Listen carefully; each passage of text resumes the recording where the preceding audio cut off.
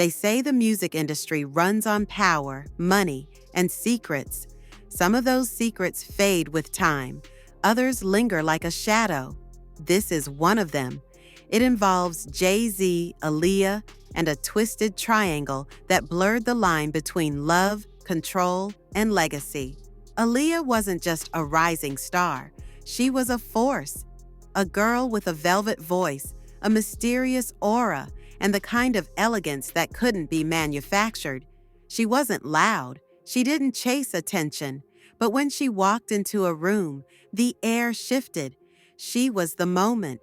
But behind the style and grace, there was pain. She was thrust into a dangerous world too soon. At just 15, she was illegally married to R. Kelly, a man more than 10 years older.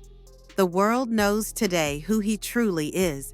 But back then, the industry turned the other way. No outrage, no accountability, just whispers and silence. Aaliyah, still a teenager, was surrounded by men with power, men who saw her not as a person, but as something to acquire. She became a symbol of youth, talent, and control. And as her fame grew, so did the interest of two of the most powerful men in hip-hop, Jay-Z and Damon Dash. Their partnership built Roc-A-Fella. But when Aaliyah appeared, things shifted. Tensions that were once hidden started rising to the surface. It wasn't just business anymore. It was personal. Aaliyah knew she was being watched. She wasn't naive. She moved with caution, never careless. She went out, she mingled, she accepted gifts, but she kept her independence. She wasn't someone you could have, and that only made her more desirable. Jay-Z was enchanted. So was Dame. Both tried to win her over, but in different ways. Extravagant gifts, luxury dates, calculated charm. They acted like they weren't competing, but everyone in their circle knew the truth. A silent war had begun. Then came the rumors, not just about affection, but about ownership. Underground blogs started whispering that Jay-Z wasn't just trying to court Aaliyah, he was trying to buy her. Allegedly, there were talks, deals, negotiations happening behind closed doors. Not about love, about control. What made it worse? Some claimed that Missy Elliott and Timbaland, the very people who helped shape Aaliyah's sound, were involved in orchestrating something behind the scenes. Was it true? No one could say for sure. But in an industry that thrives on silence and favors, the whispers were enough to raise eyebrows. According to those close to the situation, Jay-Z believed he had the upper hand, that his influence, his reach, his empire would win her over. But then, everything changed. Aaliyah started showing up with Dame Dash, publicly, affectionately. Suddenly, she wasn't just part of Roc-A-Fella's orbit, she was on Dame's arm. To the outside world, it looked like love. But inside the Roc-A-Fella camp, the temperature dropped. Jay-Z didn't take it well. Insiders say the relationship between him and Dame was never the same after that. The bond that built one of hip-hop's most iconic labels began to rot from within. It wasn't over contracts. It wasn't over business. It was over Aaliyah. What's unsettling is what some believe was happening behind the scenes. That Aaliyah wasn't just the woman they both wanted. She became the reason their empire would start to crumble. Some claimed Jay-Z felt betrayed, that Dame had crossed a line. And when ego, love, and pride collide, things break. Aaliyah, for her part, continued to shine. But those around her say she felt the weight. One day she was adored. The next, she was caught in something darker, a silent tug of war between two titans. She didn't belong to either, but both believed they deserved her. Then, as if the universe had had enough, everything stopped. In August 2001, Aaliyah boarded a small plane in the Bahamas after filming a music video. She never made it home. The crash killed her instantly. She was only 22. The official reports pointed to negligence, an overloaded aircraft, a pilot without proper credentials, rushed decisions. But for many, those explanations didn't feel complete. The timing, the circumstances, it all felt too abrupt, too strange. People close to her said she had seemed distant in the weeks before, reflective, guarded, as if something was bothering her that she couldn't say out loud. In the wake of her death, the emotional reactions were telling. Dame Dash mourned her openly. He cried in interviews. His voice broke. He talked about how deeply he loved her and how her presence had changed him. Jay-Z, nothing. No statement, no tribute, just silence. And that silence spoke volumes. Some saw Jay-Z's silence as grief. Others saw it as strategy. But for a man who built a career documenting his life through lyrics, every win, every heartbreak, every betrayal, the lack of any mention of Aaliyah is haunting. No song, no dedication, no subtle nod, nothing. And yet, she was someone who, according to insiders, once occupied a large space in his world. So why pretend she never existed? Years later, a new wave of blind items began to circulate.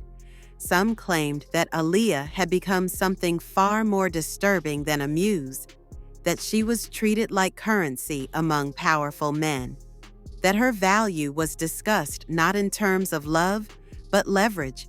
They said that when financial troubles hit certain players in her circle, she became a bargaining chip, that her relationships weren't always about connection, but about control, favor, and access.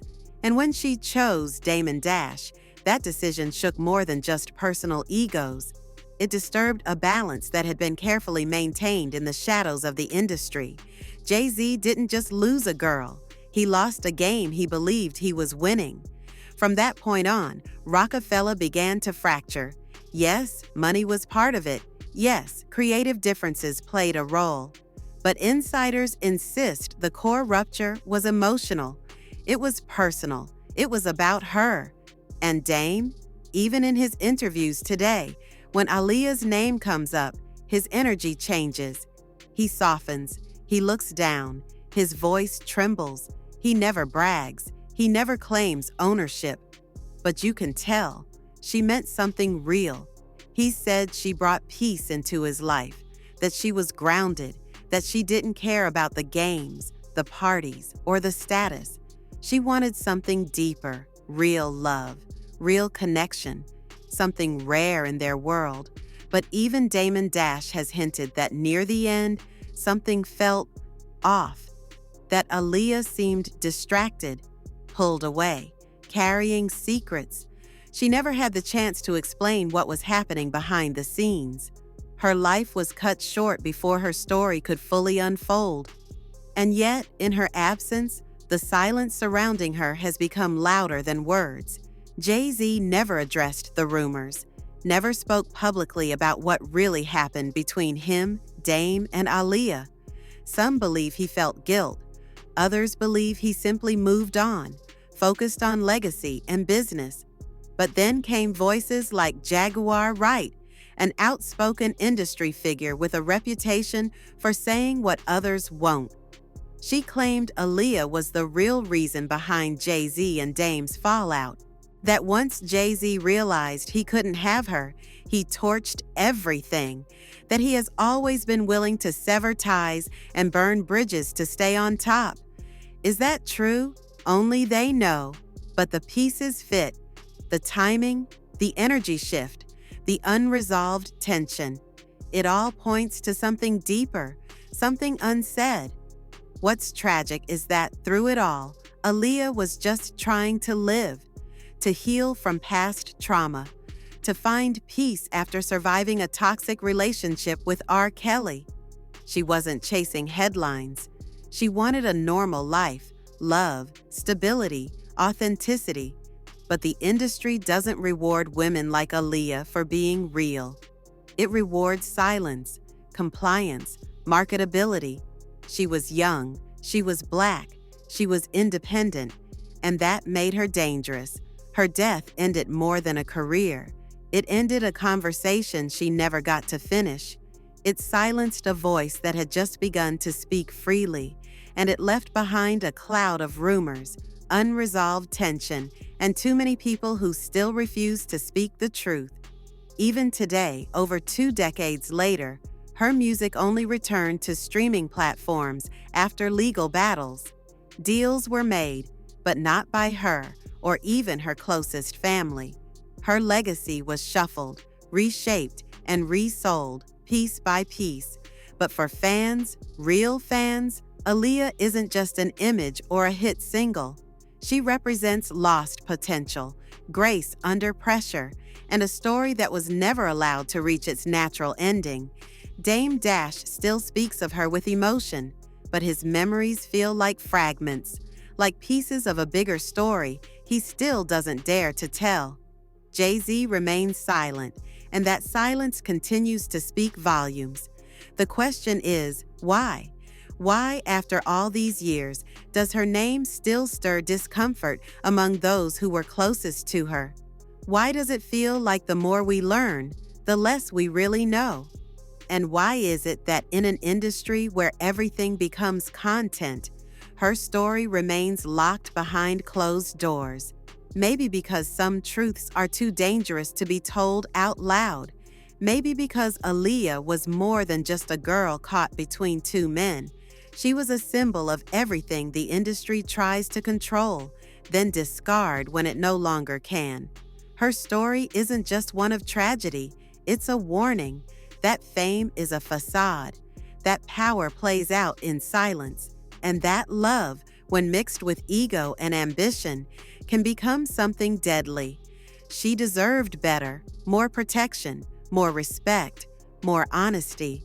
But most of all, she deserved the chance to tell her own story. So when we remember Aaliyah, don't just talk about her beauty or her music. Talk about the systems that failed her, the silence that still surrounds her, and the people who may know far more than they'll ever admit.